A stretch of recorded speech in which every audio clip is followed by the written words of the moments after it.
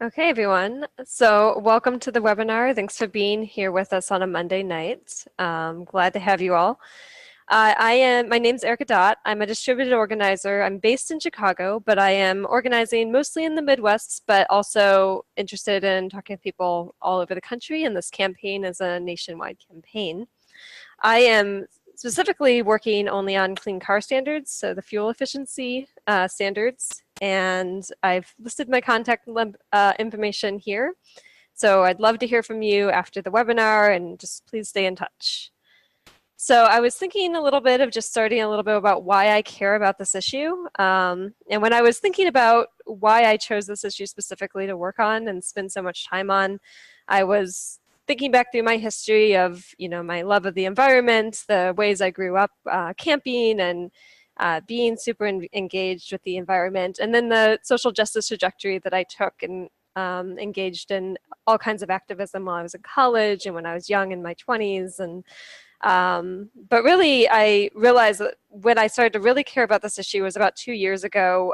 Took a graduate class that focused exclusively on climate change. And man, was that a really harsh class to be taken. It instilled this huge fear in me of the future. A future of climate refugees, war, famine, dirty air, lack of access to clean water.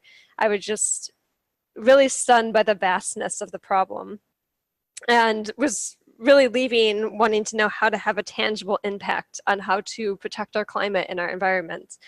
And, there were a lot of ways that we visioned in that class and with other people about the way forward on what we need to do in this country to really make sure that we're prioritizing the best solutions. But what I found is that we have to really look at what's happening right now and how we can make the best bang for our buck on protecting our climate. And that led me to clean transportation. So the realization that transportation is now the leading cause of carbon pollution in this country. And our clean car standards simultaneously are also the biggest climate protection that we actually have on the books. Knowing those two things, I also had to recognize the trajectory of our country.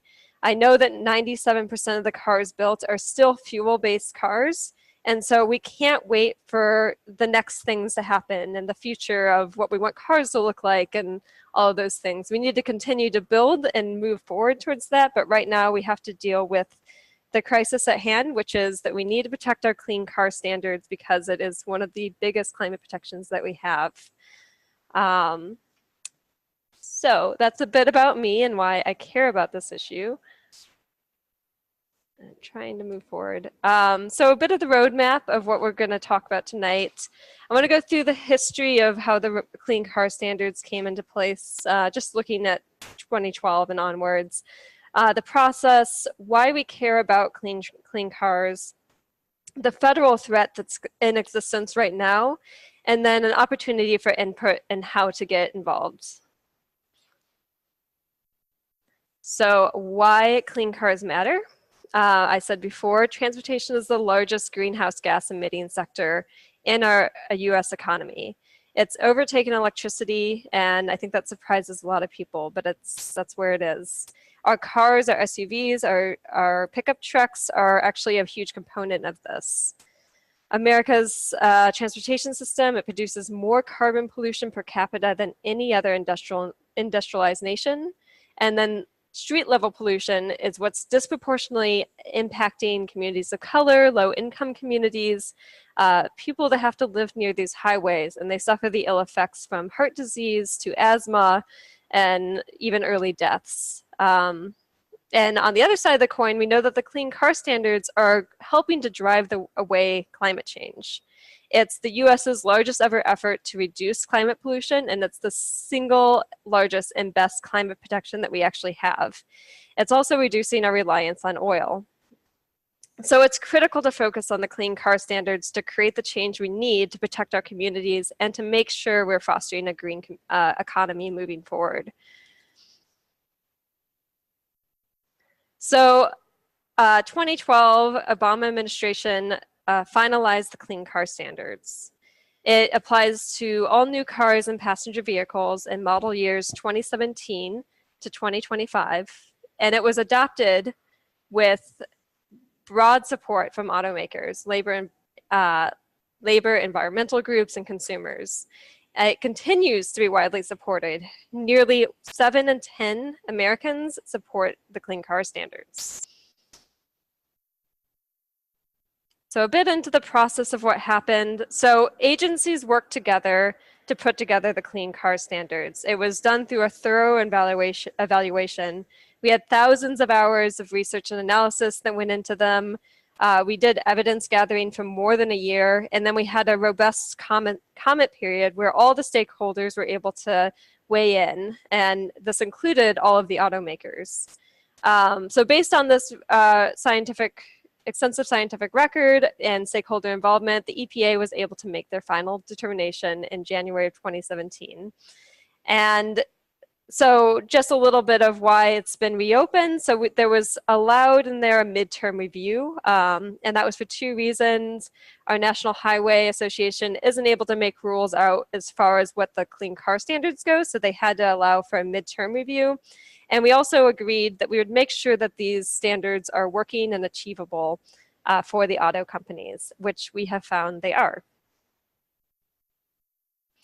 So I thought I'd open it up, and if you guys can go to your Q&A box, I'd love to hear for just a moment what you think of when you envision a world with clean cars. So love to hear from you if you can post in the Q&A box.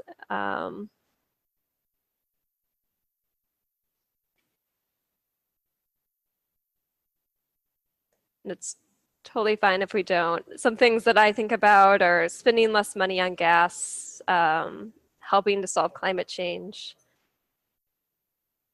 environmentally benign transportation. I see a safe planet for my children and for children's children. Future with electric cars, dropping levels of asthma, electric cars and hybrid cars, cleaner air, less problems related to air pollution, lowering atmospheric carbon, a quiet world of electric cars, more electric cars. Awesome. They keep rolling in. This is great. So we have a huge world to look forward to if we have cleaner cars. And a lot of people who are really excited about having less heart attacks and having electric cars be great vehicles. So thank you, everyone.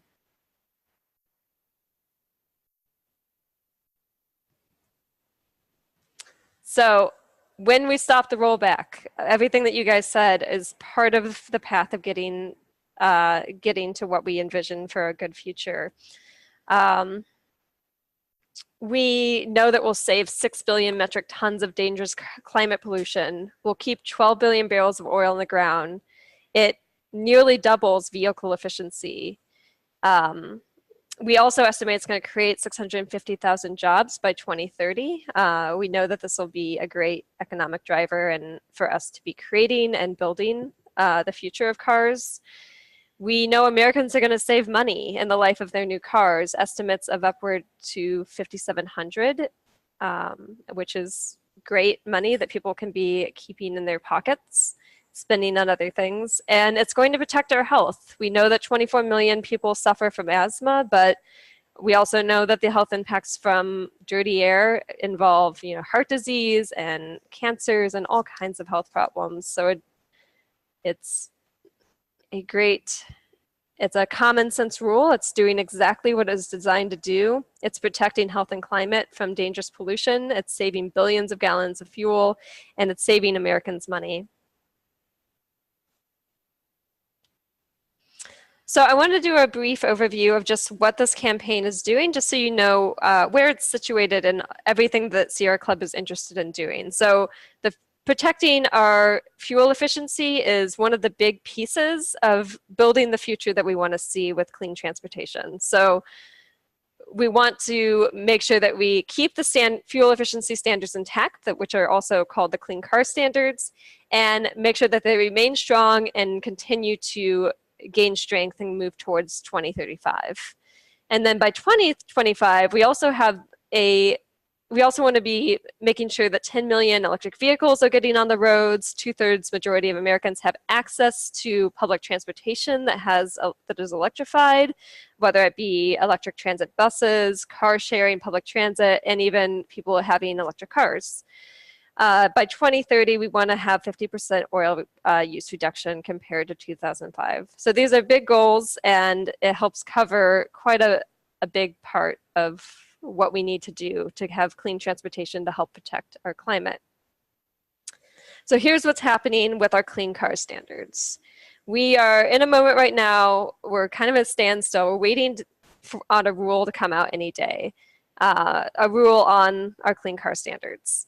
So I'm sure all of you have heard that the EPA has just had this major turnover. Scott Pruitt has left due to numerous scandals, and we have a new blood coming in under Wheeler. And so we know the EPA is in transition as well as the automakers. And right now is an important time for us to be pushing back on the EPA, on the Trump administration, that they need to prioritize these clean car standards.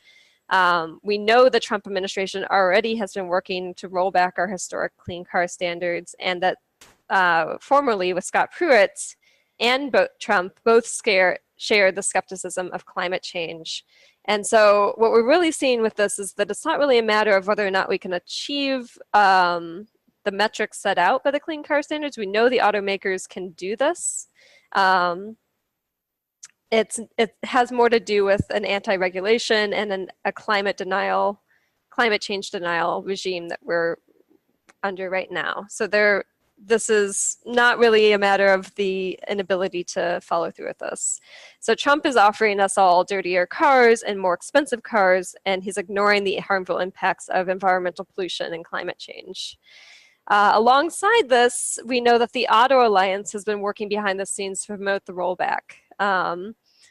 And getting into the next slide, this is where so much of our campaign has been focusing on Ford and their hypocrisy about the clean car standards. So here's a bit about Ford and their history with the clean car standards. They promised that they made this promise to stand with the clean car standards. They stood along with other automakers, environmental groups and consumer groups, and supported the clean car standards. However, 2 days after the election of Donald Trump, Ford and other auto companies asked Trump to reopen and roll back our clean car standards. And Ford started meeting behind the closed doors with Trump and really emphasized that their points were resonating with Trump. And this all ended up in Michigan, where Ford hosted this big meeting with Trump alongside with GM and Chrysler, and they made an announcement in Michigan that they were going to turn back the clean car standards. So Ford has been right there all along, standing next to Trump and making sure that this is happening in the ways that they would like to happen. We focus on Ford. So they're not the only company that's doing this. So all the automakers are doing this, but Ford is really an important target for us to do this. So we look at the Auto Alliance, and the auto companies are becoming insulated within this Auto Alliance. So we want to yank Ford out of that insulation and really hold them accountable to what they're doing. And they're the low-hanging fruit in that way because they have a lot of PR around their sustainability imaging. So they supported the Paris Climate Agreement. Bill Ford himself is a major environmentalist. And they do all kinds of things that in their company to try to tout environmentalism while simultaneously trying to roll back our biggest climate protection that we have on the books. So major hypocrisy. You can't support the Paris Climate Agreements while actively rolling back one of the best protections we have on the books. I wanted to show a video on their sustainability. I'll just show the first minute of it just to get a sense of how they talk about this and compare that to what I just told you.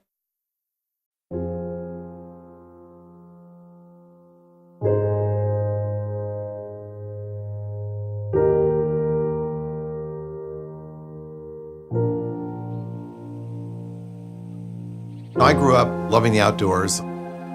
really fascinated by nature. The places in the wild that I loved were starting to get paved over. It really struck a chord with me. The implications of climate change are pretty profound. Climate change and all the things that go with it are really human rights issues. The cost of believing it's not real is just too high.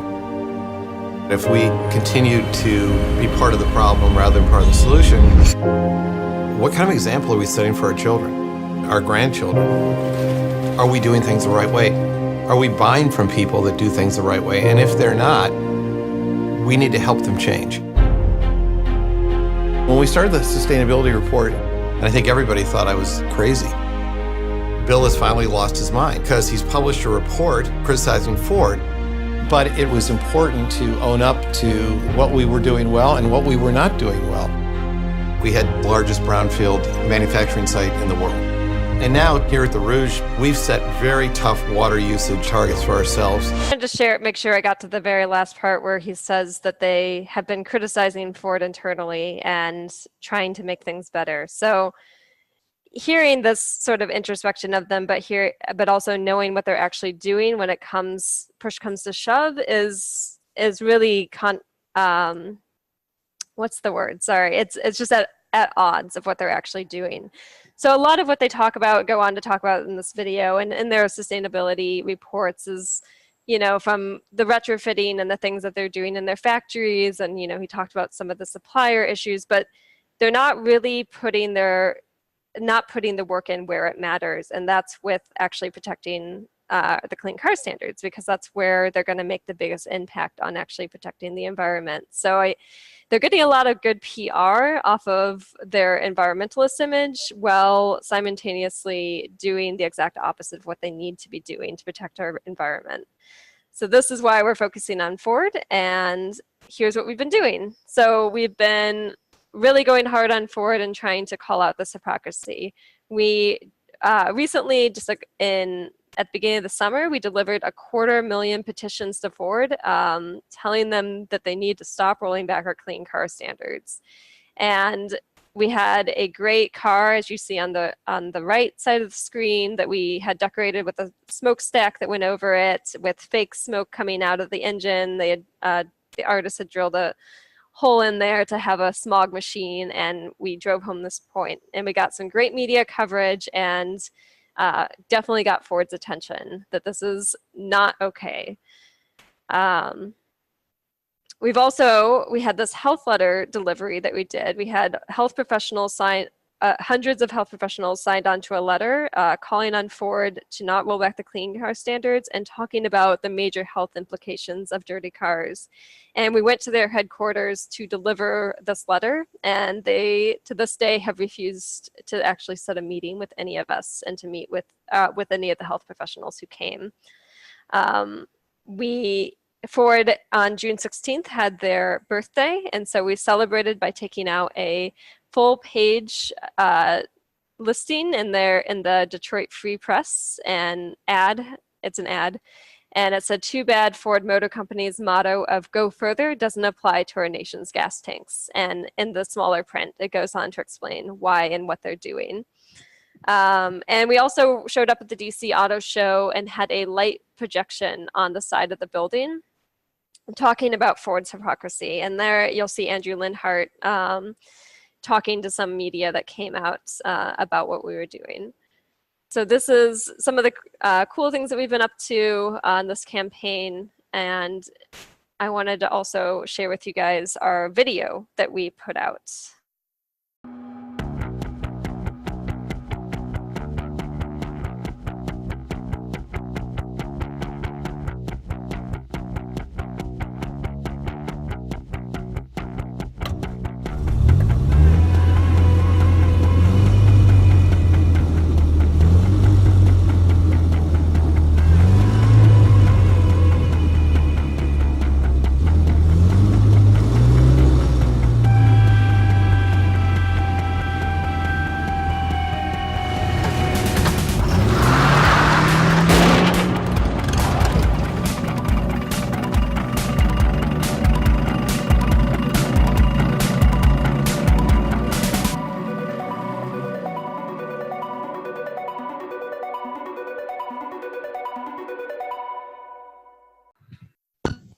So it is time to take action to protect our jobs and our health and our environment. And I can see some people have some questions, and I'm going to do Q&A right at the end here. We're about to wrap up on it. So here's some next things that we would love for people to do. We have a volunteer Facebook page, and this is something that I'll share in the links and the follow-up for the people who participated in here so that you guys can get on that Facebook page. It's a closed group, so I'll have to invite you in, but we would love to have you there. And it's a place to just start discussing about next steps and sharing strategies and things that we've been doing. We're still collecting petitions to Ford, and that's a great way to get the message out and to continue to talk about what Ford's role in this. So going to farmers markets and churches. We'd love for people to write op-eds or letters to the editor. We are people who can tweet out or Facebook out our Ford video that we just showed, or you could host a meet and greet. So there's other ways to get involved, and we have the Ford Accountability Campaign, but we also have, we're also looking for strategies on how to impact our other decision makers and have some of those things moving along too. So there's a few different ways to get involved from a few different angles. Most importantly, one of the biggest things that's coming up in the next 2 weeks is the Detroit hearing. If you are in the area, we'd love to see you come out. It's on July 26th, and you can RSVP. I will also share that in the links and the follow-up email that I send everyone, and along with the recording of this webinar.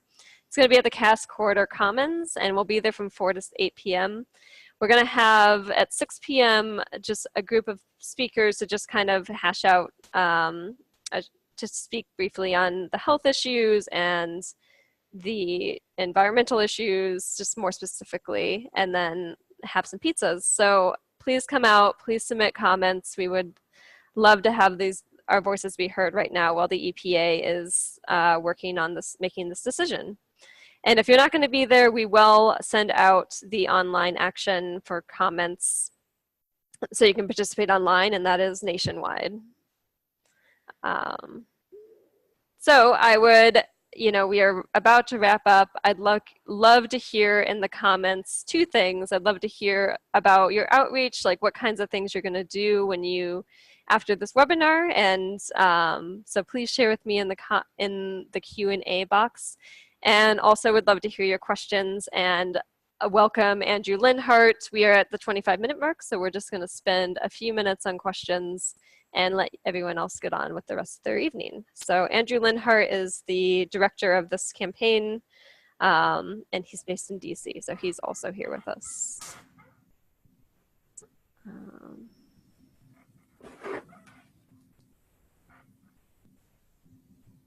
And I'm just looking over some questions.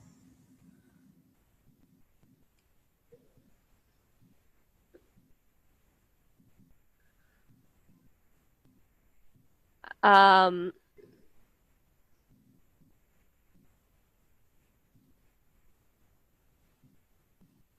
person brought up electric vehicles are not a solution without renewable energy to recharge them.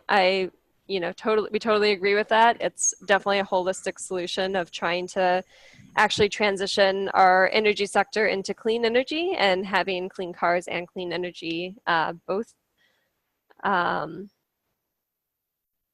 When will electric cars go 500 miles on a charge, cost less than $25,000, and have charging stations similar to today's gas stations? I know there's a lot of trajectory towards that. I'm not specifically working on electric vehicles, but that's something that if you send me an email, I might be able to help get some more answers on the kinds of work that we're doing on that. And Andrew, feel free to chime in on that if you'd like. Sure, I can chime in on that. Electric cars are a solution, and we're getting closer to that, as Erica said. There's a lot of infrastructure work that still has to go on. We acknowledge that, and we're working hard on it. One of the great things about these standards, the clean car standards that we just got the update from Erica on, is that this helps deal with carbon pollution now. as we roll out electric vehicles. The CAFE and GHG emission standards are kind of on a parallel course with EVs, and then somewhere down the road they kind of merge as we have a clean power sector and a clean transportation sector. Cool.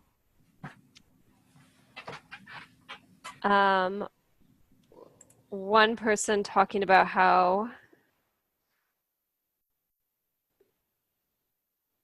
we need clean 18-wheelers and, most important, electric solar-powered fast rail for humans and freight. I totally agree. Everything needs to be cleaned up, and I'm sure some of you saw that one of Pruitt's last actions was to allow some of the dirtiest trucks to continue to be on the road. So that's something else that I'm sure we are still we've been working on, but I'm sure we will continue to fight against and work on. And Eric, I can just add on to that. Starting in January 1st of 2018, heavy-duty clean truck rules. The next phase of those went into effect. So it's definitely something that we continue to work on, and we hope to do the next phase as soon as we have a friendly administration. But I think you'll see states like California and other states that follow California's transportation and environmental guidelines continue to press ahead with stronger and regulations for cars and for trucks. Cool. Someone is talking about how Slovakia has more stringent automotive standards than the US. How do we get American public to understand that the rest of the world is so much more attuned to climate change than we are?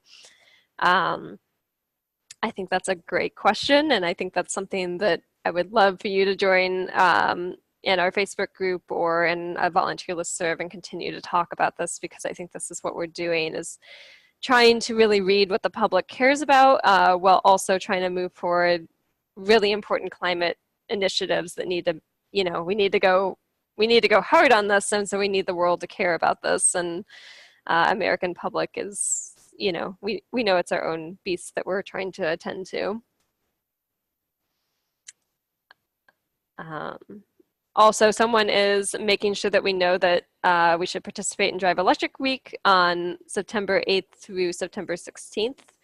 A great thing to point out. I wanted to also let people know that we have the People's Climate Movement coming up in September 8th, and this is also an issue that we'd love to incorporate and get people talking about more, because clean transportation is such a big issue right now. And I'm sorry, I'm not, someone was asking about the video and if there's a link to view it. I'm gonna send a follow-up email to participants and make sure that they have the links for the Facebook group to join and the 4T video. And please share it out on any social media or with in emails to friends. It'd be great to have that.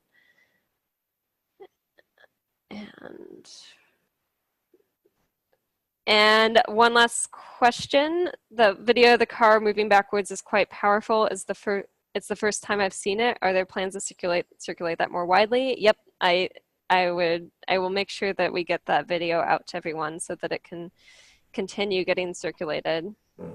And Erica, I'll just add that we have done some paid promotion online with it, and we'll be continuing to do that in the upcoming months as well. But everyone that's on here can also help organically push that out through social media. So please look for that email and link from Erica. And thank you for the compliment. It's a video we are very proud of. Thank you everyone for participating. I know I didn't get everyone's questions. There's a lot in this box right now, so I appreciate everyone asking. And please, I wanted to, actually Gina just chimed in, and she's helps run the Clean Transportation Campaign. I just wanted to add something that she put. Electric vehicles are actually already cleaner today than conventional vehicles, even factoring in emissions from electricity sources, contrary to what the first questioner said, and that they are getting cleaner over time as we shift to more renewable sources of power. We could, and so we're pushing for a defense of these clean car standards that are directly related that aren't directly related to electric vehicles, while simultaneously taking other action to accelerate electric vehicles. And we have an online electric vehicle guide that's available at sierraclub.org/EV guide. So if you want to learn more about electric vehicles, that's a great place. And I know that I got many questions about electric vehicles in my inbox, so I will continue to help make sure that people can find that information too. So, all right, I will let people go. Thank you so much for hanging out and learning a little bit more about clean cars, and look for a follow-up email.